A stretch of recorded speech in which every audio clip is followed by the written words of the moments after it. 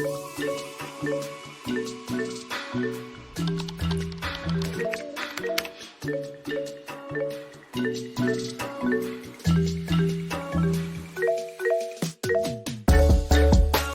you can see at the slide given, I will be talking about what is new economic model.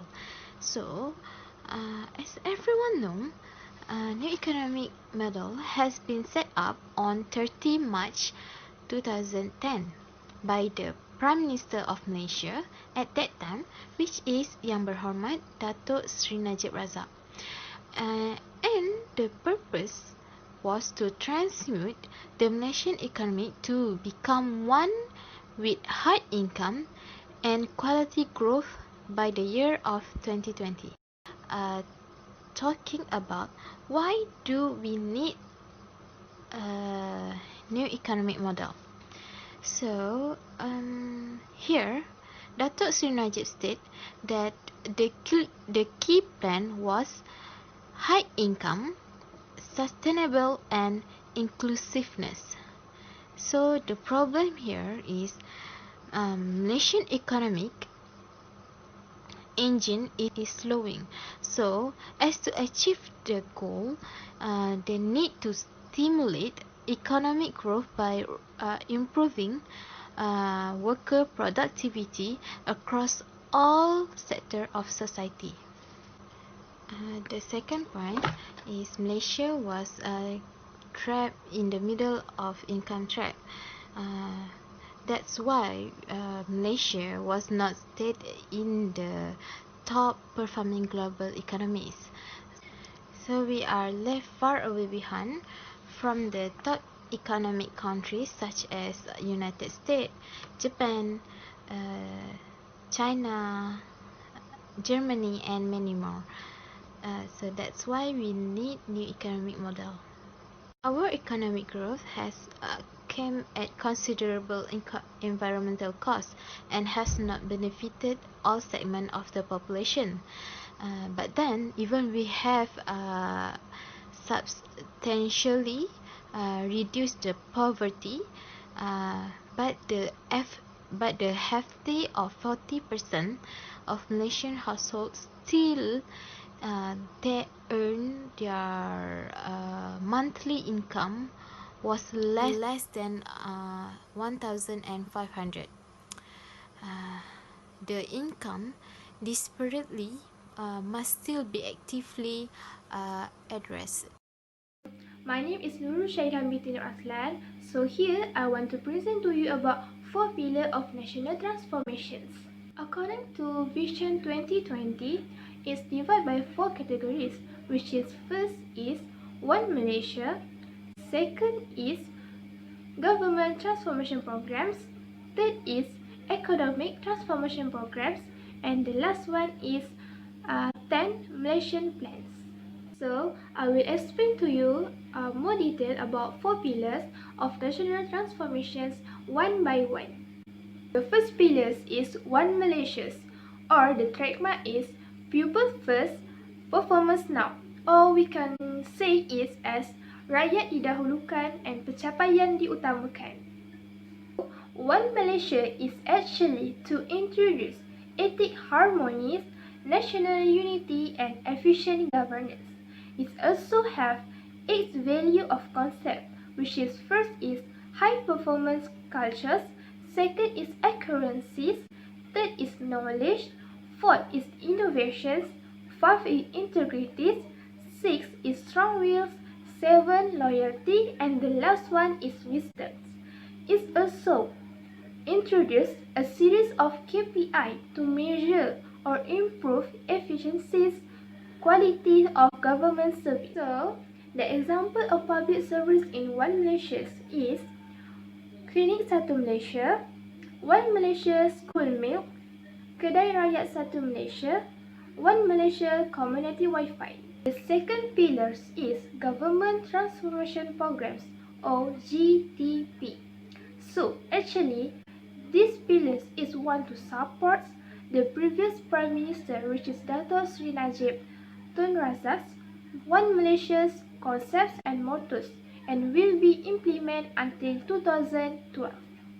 These pillars have 6 national key resource areas, which is crime prevention, reducing government corruption, increase access to quality education by addressing fund issues like preschool or basic literacies.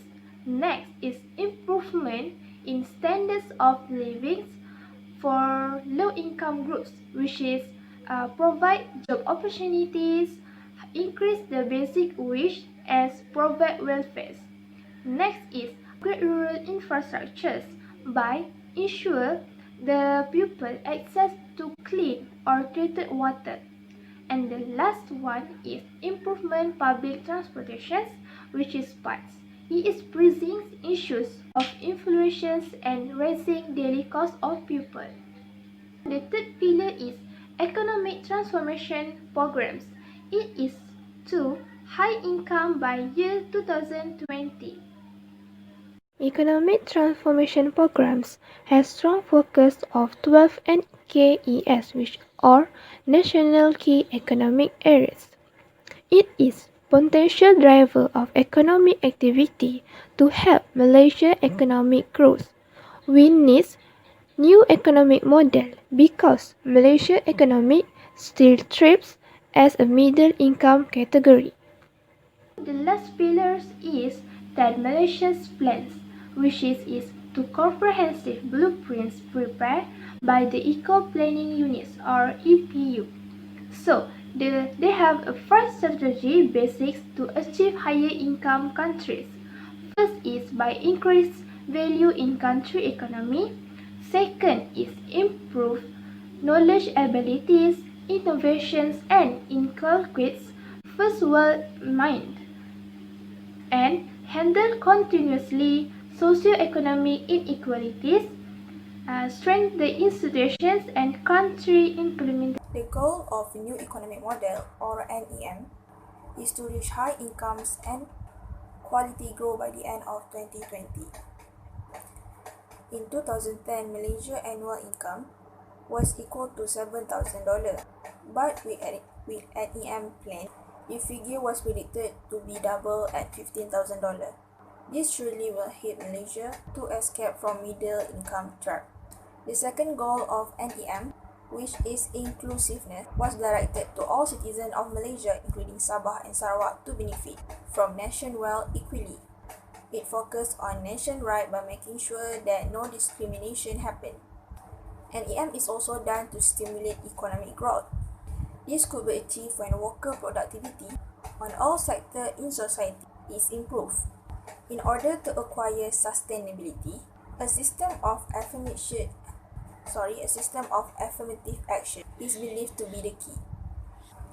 NEM was also said by administration, made to empower private sector and to reduce fiscal disparity between the wealthiest and the poorest in Malaysia. To achieve those goals of NEM, 8 strategic reform initiatives were made. The first one is to re-energizing private sector. These sectors are urged to include themselves in investment, particularly the one with high-value services or products so that economic growth can be enhanced. The second SRI is developing quality workforce and reducing dependency on foreign labor. Government should concentrate on labor market under this policy. These include to have labor skilled to match their job. Next XRI is creating competitive domestic economy. Removing subsidies, price controls and false incentives. Instead, government created entrepreneurship to achieve this policy. Strengthening of the public sector as the fourth SRI means to re-engineer the public sector. Using the whole of government approach, the program will continuously improve and the decision-making process speed up. To have a transparent market and market-friendly affirmative action. As the fifth SRI, government emphasized on fair and equal economic opportunities. The policy made a point on reducing the gap between the poor and the rich citizen. The next SRI, which is building the knowledge-based infrastructure, have a key focus, that is to promote economic transformation in industrial, agriculture, and service sector. This policy aims to creating an ecosystem for entrepreneurship, promote an environment for innovation, and to stronger enabling institution established. Enhancing the sources of growth is also part of SRI, as Malaysia responsible to control its natural resources endowment and build sector of comparative advantage to become the ruling sources of high value added growth. The last SRI is to ensuring sustainability of growth. The target is to protect Malaysia's natural resources from wasting. Government also safeguarding the interests of future generations. Assalamualaikum and salam sejahtera. My name is Nursyakirah Binti Muhammad Fardous. I'm from JBA 1115F. Now, I'm going to explain about the characteristic of Malaysia in 2020. Alright, first we have market-led economy. Second, we have well-governed. Third, we have regionally integrated. Fourth, we have entrepreneurial. And last one, we have innovative. So let's start with the first point, which is market-led economy.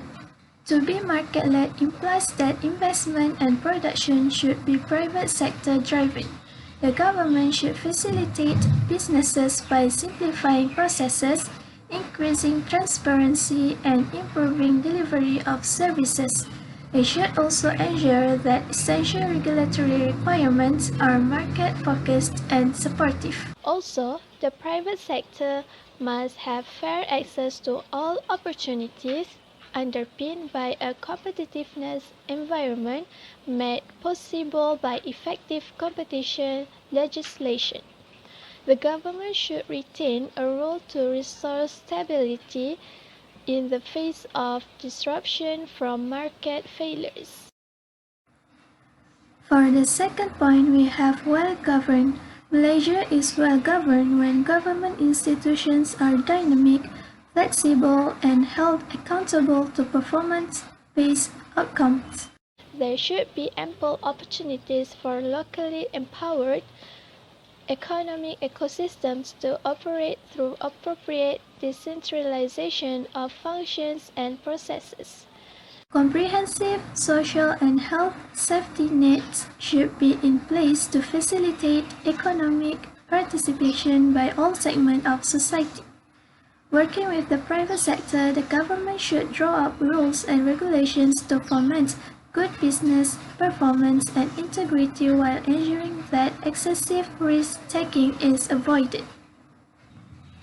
Move to the third point, we have regionally integrated. Regional integration would involve not only integration in trade and services, financial services, but also in research, cultural, political, and other areas. There should be open market access to goods and services as well as the movement of capital and labor, particularly skilled workers. Integration through trade and capital flows, especially within the Asian region, is larger. Contribution from SMEs scale can be developed through greater integration into regional networks and supply chains, which will also allow the country to tap into the abundant opportunities emanating from a high-growth region. Next, we have entrepreneurial. The country is entrepreneurial when it can freely attract and develop global entrepreneurs and where integrated government mechanism supports entrepreneurs. The NEM will strive to provide a framework and environment to engender entrepreneurial spirits to take advantage of growth opportunities and the available funding options. This will include facilitating the available of R&D and encouraging venture capital support for commercialization of innovative products and services. Last point, we have innovative. We are recognized to be innovative when innovation is represented in all sectors of economy, whether in the technical, social, institutional, or process areas.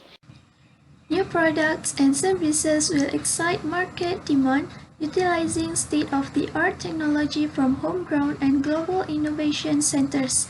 Creative processes will be the driving forces of the economy as it moves to high-income economy status, while innovative ideas and knowledge may be converted into lucrative commercial undertakings.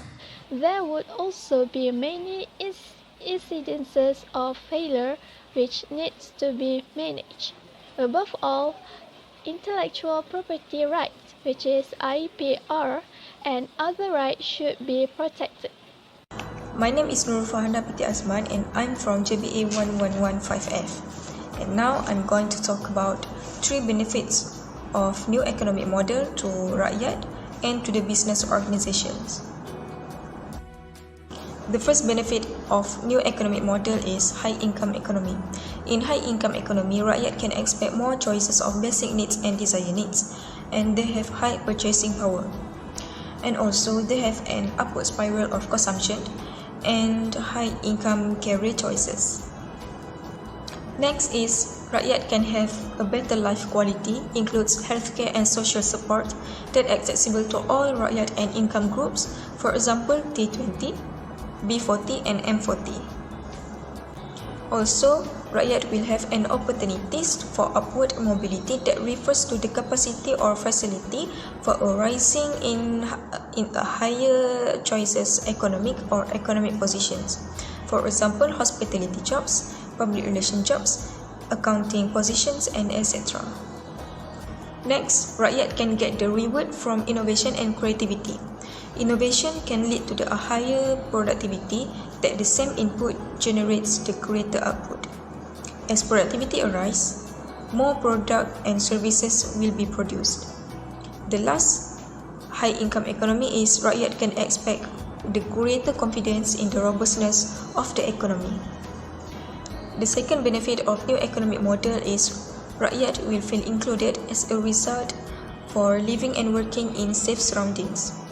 They can enjoy a positive social environment that encourages them to the respects, fosters in a sense of belonging and purpose, free from the fear of crime, discrimination, and anxiety of need. Next is equal and easy to access information. Families will be endowed with the opportunity and capability to pursue their aspirations. Thus, all communities will be able to contribute to and share in the wealth of the country. Also, every individual is counts. The affirmative action approach will be shifted from ethnicity to the low-income households and individual on the basis needs and merits. Furthermore, rakyat will feel included when every part of nation matters. Regional and sub-regional development will be given more emphasis to reduce the regional disparities. Everyone will be consulted and their voices are heard. Lastly, the poor will not be forgotten. A prolonged growth period will be pro-poor as it further eradicates poverty and narrows inequality. A coherent and comprehensive needs-based social safety net will support vulnerable groups, particularly those with disabilities. Now, we move to the third benefits of new economic model to the rakyat. With a sustainable approach, rakyat will be provided with the confidence in the government. It refers to the economic planning that can lead to economic growth while preserving the environment for future generations. The improvements of bureaucratic processes will ensure timely, fair, and respectful service delivery. Next is improve environment.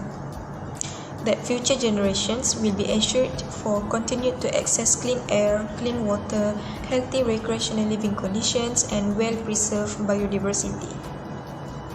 Also, development will prioritize for sustained economic growth, fiscal management, social needs, and environment. Lastly, continued resource management. Renewable and non-renewable natural resources will prudently utilized to maximize savings for future generations. So now, we move to the benefits of new economic model to the business organizations. The first benefit is an equitable environment, which means investors will thrive through business rights. There will be due recognitions of the rights and responsibilities of the business owners. For instance, run the business in any manner and following any strategy until and unless they are not violating any state or federal law. Next, through rule of law, which means organizations will manage their affairs with the assurance of a fair and credible legal system. Also, through ownership freedom, that entrepreneurs will be free fully own their businesses and work with partners they choose. Intellectual assets of the business will be protected with this an equitable environment. Next, regulations for SMEs will be appropriate and proportionate to the risk faced by small businesses. Lastly, market transparency that refers to business operations will be free from the rent-seeking, quotas, and preferential treatment. The second benefit to the business organizations is they will have an effective ecosystem for business operations. It includes, first is public services. Public services is usually provided by the government for people living within its jurisdiction, either directly or by financing provision services. Thus, the approvals for these public services will be faster. Next is licensing efficiency. Any unnecessary licensing and undue regulatory burden will be removed. Also, dynamic cluster refers to a server cluster that uses weeks and workloads management to balance the workloads of its cluster dynamically. Industry clustering and networking will create the benefits of scale. Human capital can be classified as economic value of workers' experience and skills. So, employers will enjoy open and efficient access to the best talent that they can afford, while funding will increase flexibility and timeliness of access to SME funding. Next is efficient court. Efficient court is a process of resolutions of a legal disputes that will be swift. Transformation Fund, which is a part of the government's economic stimulus package. Entrepreneurs will have access to the special assistance during the economic transition period. Lastly, regional integration that refers to the process by which two or more nation-states agree to cooperate and work closely together. Businesses will benefit from the integrated regional market and government support to become the regional champions. So now, we move to the last benefits of new economic model to the business organizations, which is an efficient market will provide them with investment and growth opportunities. It can be achieved through transparency. There will be confidence in openness and fairness of the government tenders. They do not try to hide it if something went wrong in the business. Next is fair market pricing. It refers to the price that an asset would sell for on the open market. With the minimal exceptions, subsidies and price controls will be eliminated. Also, barriers-free will affect the entrepreneurs to thrive in the liberalized sectors. Fair competition. Fair competition is a level playing field that created by the enactment and proper enforcement of a competition law. Lastly, public-private partnership. There will be more opportunities for private sector to collaborate with public sector and GLC. So that's all from me. Thank you.